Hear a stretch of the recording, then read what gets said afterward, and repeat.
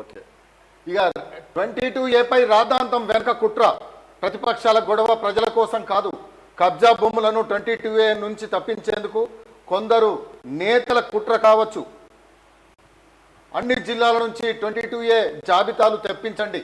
మనం ఎన్ని ఎకరాలు పెట్టాం, గత పాలకులు ఎన్ని ఎకరాలు పెట్టారో లెక్కలు తేలుద్దాం. అధికారులు అప్రమత్తంగా వ్యవహరించాలి. మూసీ 2వ దశ పనులకు ఓంకారేశ్వర స్వామి ఆలయ నిర్మాణానికి టెండర్లు పిలవండి. సీఎం సమీక్షలో సీఎం రేవంత్ రెడ్డి ఆదేశాలు.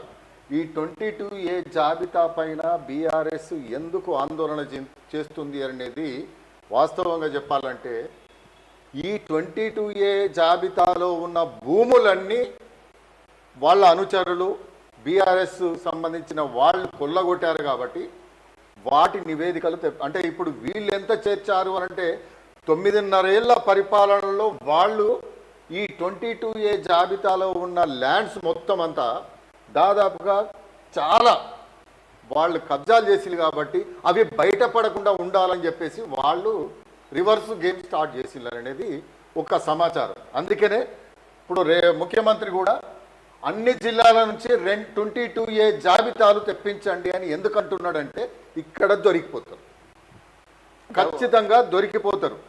ప్రజలకు ఎక్కడ ప్రైవేట్ ఆస్తుల విషయంలో అన్యాయం జరగకుండా చూడాలని, అదే సమయంలో ప్రభుత్వ ఆస్తుల సంరక్షణలో ఎలాంటి ఒత్తిళ్లకు తలగ్గకుండా అధికారులు పనిచేయాలని సీఎం రేవంత్ రెడ్డి ఆదేశించారు.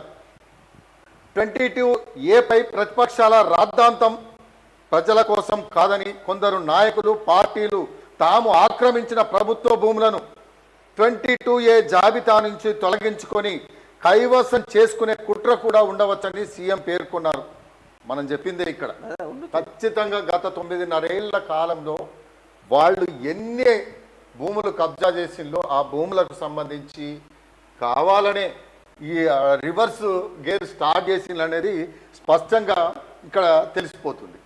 ఇది పరిస్థితి. అనంటే ఇక్కడ ఖచ్చితంగా ఇగో 22A జాబితా నుంచి తొలగించుకొని కైవసం చేసుకునే కుట్ర కూడా ఉండవచ్చని సీఎం పేర్కొన్నట్టు తెలిసింది. ఆ ప్రయత్నాలను అడ్డుకోవాలని అన్ని జిల్లాల నుంచి నిషేధిత భూముల జాబితా అది 22A జాబితాలను తెప్పించాలని అధికారులను ఆదేశించినట్లు సమాచారం. అర్థమైంది కదా? వాళ్ళు రివర్స్ గేర్ 22A పైన హరీష్ రావు బాగా మాట్లాడుతున్నాడు కదా, వీళ్ళు మాట్లాడుతున్నారు కదా. రేపు అన్ని జిల్లాల నుంచి రిపోర్ట్ వస్తే ఎవరెంత కబ్జా చేసింది అనేది బయటపడుతుంది.